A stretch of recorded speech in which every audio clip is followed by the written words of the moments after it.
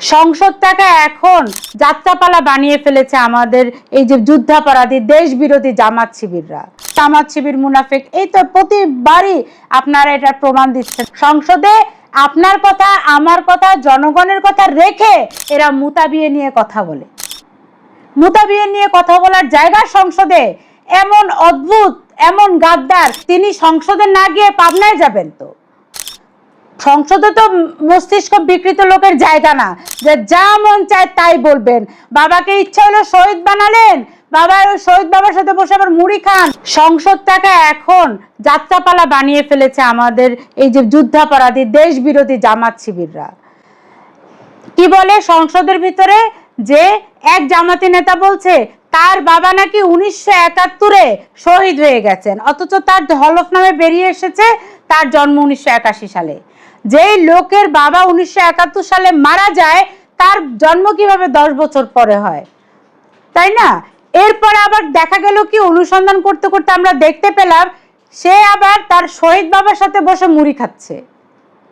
এরপরে যখন সেই জামাতি নেতার কলার চেপে ধরলো সংবাদ যোদ্ধারা, তখন তিনি বলেন যে যেই দিন তিনি সংসদে বক্তব্য দিয়েছিলেন সেদিন তার মাথা ঠিক ছিল না, সেদিন তিনি অসুস্থ ছিলেন, তিনি দাদা বলতে গিয়ে বাবা বলে ফেলেছেন, তিনি এখন নিজের পক্ষে বিভিন্ন রকম সাফাই গেছেন। তাহলে নতুন ধারা বাংলাদেশের পক্ষ থেকে আমরা বলতে চাই যে তিনি সংসদে না গিয়ে পাবনায় যাবেন? তো সংসদে তো মস্তিষ্ক বিকৃত লোকের জায়গা না, যে যা মন চায় তাই বলবেন। বাবাকে ইচ্ছা হলো শহীদ বানালেন, বাবার শহীদ বাবার সাথে বসে আবার মুড়ি খান, আবার মাকে বানান মুক্তিযুদ্ধের একেবারে বড় সমন্বয়ক। সংসদ তো আপনাদের মন গড়া কথা বলার জায়গা না, এটা আপনার ড্রয়িং রুম না। আপনি প্রথম পাবনায় গিয়ে চিকিৎসা করবেন, তারপরে আসবেন। তারপর আবার দেখেন জামাতি নেতারা সংসদে কি চাচ্ছে, ওয়াশিং মেশিন, পর্দা, এগুলা দাবি করে বেড়াচ্ছে। অথচ এই জামাত নির্বাচন আগে কি বলেছিল, সরকারের দেয়া বাড়ি গাড়ি একটা সুতাও নিবে না। অথচ এখন সরকারের প্রত্যেকটা জিনিস মানে ভোগ করার পাশাপাশি এখন তারা ওয়াশিং মেশিনও চাচ্ছে, পর্দাও চাচ্ছে। কি একটা অবস্থা! কয়দিন পরে বলবে ডিটারজেন্ট পাউডারও দাও, পর্দা ধুমো ওয়াশিং মেশিনের ভিতরে। এগুলো তো কোনো কথা হতে পারে না। সংসদের ভিতরে আপনি আপনার দৈনন্দিন যাবতীয় জিনিসপত্র তো চাইতে পারেন না। আমার টাকা, জনগণের টাকা দিয়ে আপনি ওয়াশিং মেশিন কিনবেন, আপনি পর্দা কিনবেন, অথচ একটা সুতা ব্যবহার করবেন না বলেছিলেন। তাহলে মুনাফেক না আপনারা? অবশ্যই জামাত শিবির মুনাফেক। এই তো প্রতিবারই আপনারা এটার প্রমাণ দিচ্ছেন। দেখেন জামাতি নারীরা মহিলাদেরকে ঘর থেকে বেরোতে দিতে চায় না। তারপর যখন বিভিন্নভাবে তারা সমালোচিত হলো, তখন তারা বলে যে নারীরা ট্রফি না। তারপর আবার তারা ট্রফি রূপে কিছু নারীকে সংসদের সদস্য বানিয়ে দিল। ঠিক আছে, এমপি বানালো, ট্রফিগুলো এমপিতে বসে আছে। আরো কতগুলা নারী ট্রফি মুখ টুক ঢেকে একদম নেকআপ পরে সংসদের ভিতর ঢুকছে। বিএনপির এক মন্ত্রী যখন বলল যে এভাবে নেকআপ পরে, হিজাব পরে সংসদে আসা যাবে না, পারলে ওই মন্ত্রীকে, পারলে ওই বিএনপির এমপিকে এরা ছিঁড়ে বিড়ে ফেলে। কিন্তু ভাই একটু চিন্তা করেন, যে সমস্ত মহিলারা এভাবে নেকআপ পরে মুখ টুক ঢেকে সংসদে ঢুকছে, সংসদের নিরাপত্তা কোথায়? আপনি কিভাবে বুঝবেন যে ওই নেকাবের ভিতরে আসলে মেয়ে না ছেলে, না যে নারী সাংসদ সেই?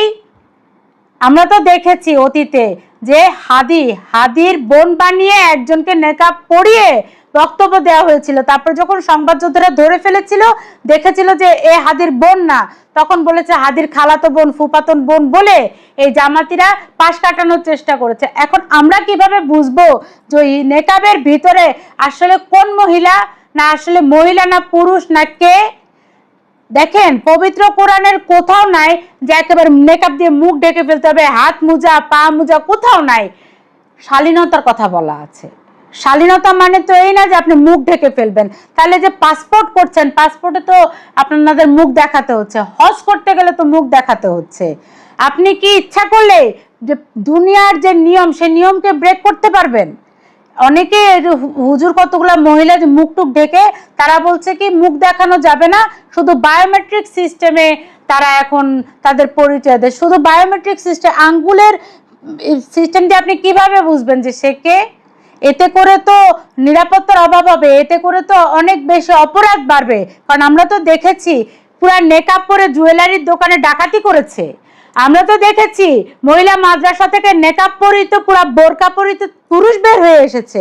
আমরা দেখেছি না যে কিভাবে অনেকগুলা মহিলার মধ্যে বোরকা পরিহিত কিছু পুরুষ কিভাবে অশ্লীল কাজকর্ম করছে। তাহলে আমার মুখ হচ্ছে আমার আইডেন্টিফিকেশন, আমি কে সেটা হচ্ছে আমার মুখ, আমার পরিচয়।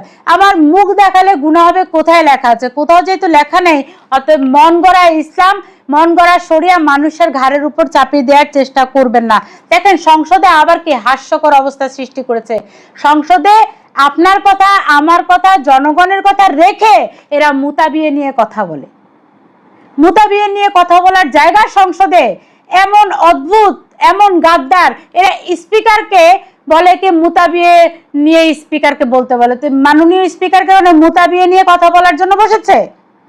অতএব বলবো যে সংসদকে হাস্যকর জায়গা না বানিয়ে, যাত্রাপালা না বানিয়ে সংসদকে জনগণের কথা বলার জায়গা বানান। আমাদের নিয়ে, জনগণের চাহিদা নিয়ে কথা বলার, অধিকার নিয়ে কথা বলার অনেক ইস্যু আছে, তা সব রেখে আপনারা এখন হাস্যরস বানাচ্ছেন সংসদটাকে। ঠিক তার